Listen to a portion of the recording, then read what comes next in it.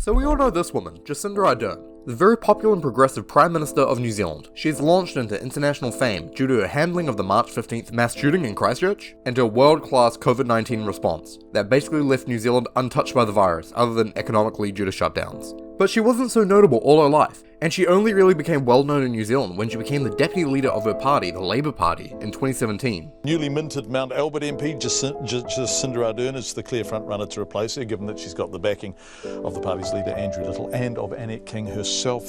And became the leader of the party 1 month before the 2017 election, after the shock resignation of the Labour Party leader Andrew Little. I've just confirmed to the Labour caucus that I will step aside as leader of the Labour Party. There's no question that the poll results that came out last week, an internal poll, the Colmar-Brunton poll, the Reid poll, were disturbing and very, very disappointing. In the end, as leader, you have to take responsibility, and I have and I do. This led to a surprise rise in popularity for Labour and the eventual crowning of her as Prime Minister in the 2017 election. But it wasn't just all of Jacinda's charm that won Labour the election, as they ran a pretty exceptional campaign that kinda gets overlooked nowadays. So let's look back at Labour's genius 2017 election. I can smell the uranium on it as you lean towards it. Okay, Boomer.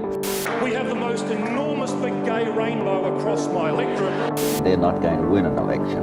Let's keep moving!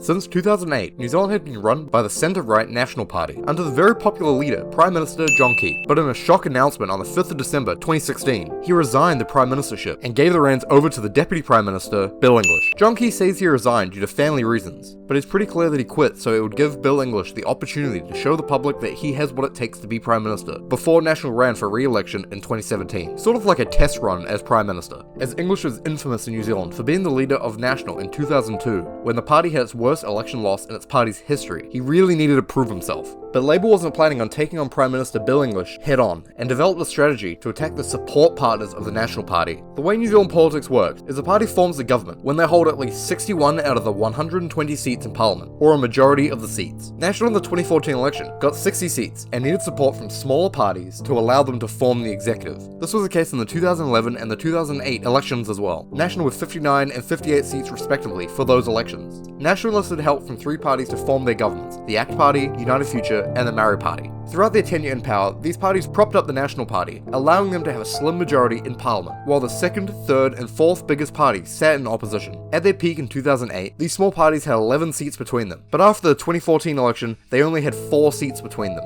If these parties did not exist, it would create a lane for the other big and medium-sized parties to form an alliance together and defeat National. So that was Labour's plan, to seek and destroy these 3 small parties. To understand their plan, you need to understand how the MMP voting system works in New Zealand, which is a little complicated, and frankly I'm kinda tired of explaining it in every single one of my videos. Here's a clip from a previous video I've made. Last time on 2E Critic. New Zealand has a voting system called MMP to elect its 120 members of parliament. 71 of these are elected based on geographic voting in delegated areas called electorates. An electorate is like a district in which voters will vote for one person to represent them in parliament. The final seats in parliament are made up of list MPs, members of parties who receive seats depending on how their party did in the party vote, like a national popular vote. These seats are actually delegated proportionally to the party vote. So if the party got enough of the popular vote to get 5 seats in parliament, and they won 2 electorate seats, they would receive 3 seats from their list MPs. Make sense?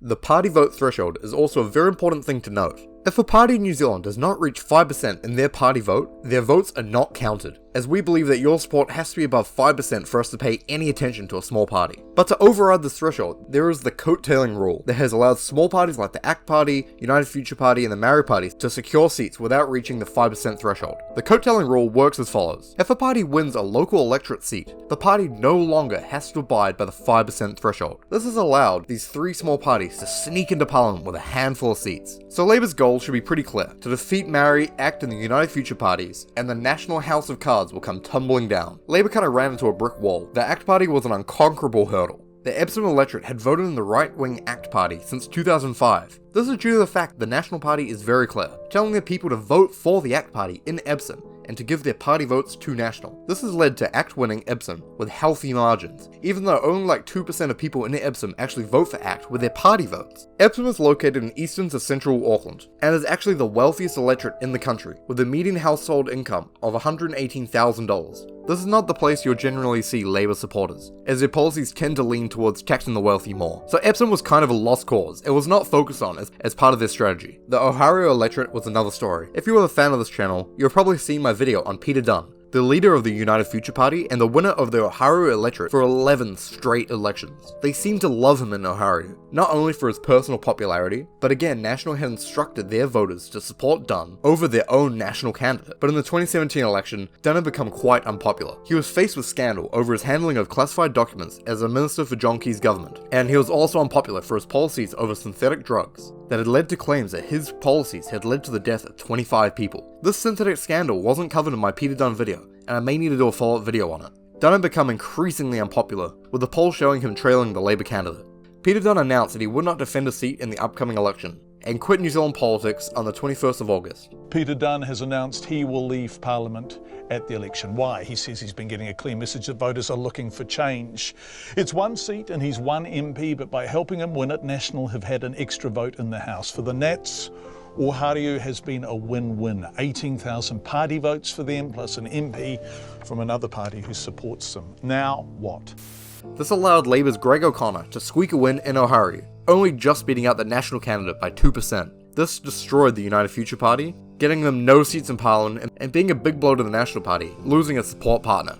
The last party to tackle was the Maori Party. The Maori Party only ran candidates in the 7 Maori electorates, special voting electorates for the Indigenous people of New Zealand. The National Party had never been competitive in these electorates, and actually haven't ran candidates in these electorates since 2002. These electorates seem to always be a race between the Labour Party and the Maori Party, since the Maori Party's inception in 2005. The Maori Party has always insisted on this 2-for-1 policy, stating that Maori in the electorates should vote for the Maori Party with the electorate vote, and then vote for Labour in the party vote, which would lead to more people with Maori heritage getting elected, as the Labour Party consistently has candidates with Maori heritage on their party list. This is fascinating to see, as in most Maori electorates, the voters show that they are left-wing voters, and primarily vote for Labour in their party vote, yet the Maori Party has been consistently propping up a right-wing government. It seems like people are voting against their own interests by voting for the Maori Party in these electorates. So Labour enlisted their strategy to defeat the Maori Party and their 2-for-1 policy. The Labour Party took all of their Maori candidates running in the Maori electorates off their party list, making an ultimatum for Maori voters. They would either have to vote for the Labour candidate or the Maori Party candidate. They could no longer double dip and get both. This was a risky strategy, as it could have led to less Maori representation in the Labour caucus, but it paid off.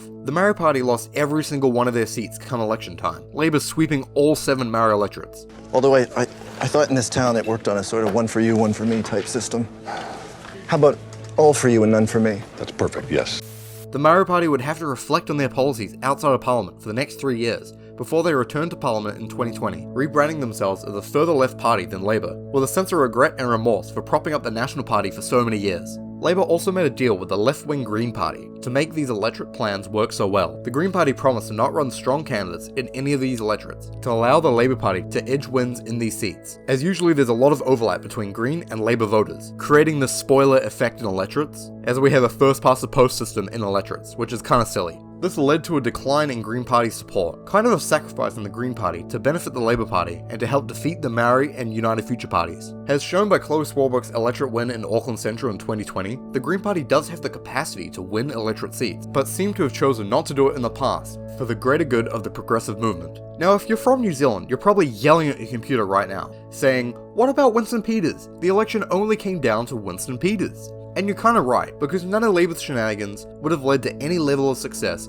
if the third biggest party and vaguely right-wing nationalistic party, New Zealand First, just propped up the national government as they've done in the past. Even after the genius electorate plays by Labour in the 2017 election, the seats still looked as follows: National with 56 seats, Labour with 46 seats, New Zealand First with 9, Greens with 8, and the ACT Party with 1 seat. By adding the National and the ACT Party seats together, and Labour and the Green Party seats together, it makes 57 seats versus 54 seats, neither National or Labour being able to form a government. What they needed was the support from the man stuck in the middle, the man who controlled 9 seats in Parliament, and the man with the ability to form a government with whoever he wanted, Winston Peters. Peters' New Zealand First Party had formed coalitions with the National and the Labour Party in the past, and it was impossible to know who he would go with. After extensive negotiations between the parties that actually took over a month, New Zealand First announced on the 19th of October that they would form a coalition with the Labour Party, making Jacinda Ardern the Prime Minister. There are claims that New Zealand First had never intended to partner with the National Party at all, and sort of just dick them around to have fun, as Winston Peters kinda had beef with the National Deputy Leader Paula Bennett. Bennett had been accused, and let's be real, she was probably guilty, of leaking information showing that Peters had been given $18,000 more for superannuation payments than he was entitled to, as he had not filled out the forms correctly, as he lived with his partner but left that part on the form blank. This scandal gave him great embarrassment. Winston Peters actually sued Paula Bennett over this, and is still held up in the courts. Winston Peters being the kingmaker of the election has been a common claim since 2017, with a lot of people believing that their vote didn't actually count, because at the end of the day, Winston Peters got to decide the outcome. But I feel this diminishes the strong campaigning that was done by the Labour Party, who had their best turnout since 2005. They targeted the electorate map well, and took out national support partners, and they also chose a more charismatic leader, because Andrew Little was kinda trash. Gareth Morgan, the leader of the Opportunities Party, got a lot of flack in 2017 for using the term lipstick on a pig in reference to Jacinda Ardern, which he says refers to the change in Labour's leadership and not specifically to Jacinda Ardern. Mr Morgan has come under fire after tweeting over the weekend that the Labour leader should be required to show she's more than lipstick on a pig, as people took it as a sexist comment that he was calling Jacinda a pig. But that's not true. He was saying that Labour's policies and concepts has not changed since their 2014 run to their 2017 run. All that has changed was the face of the party, the lipstick in the metaphor. Jacinda Ardern is the lipstick, and the Labour Party, that seemed to be unelectable since 2008, was the pig. All that had changed was the leader. But obviously this is in the past now. Winston Peters is no longer in politics, the Maori Party is back in Parliament, and Jacinda Ardern is incredibly popular. I just wanted to correct the record, to say that we should stop giving New Zealand First all the credit for the 2017 election, when there are obviously more factors to consider.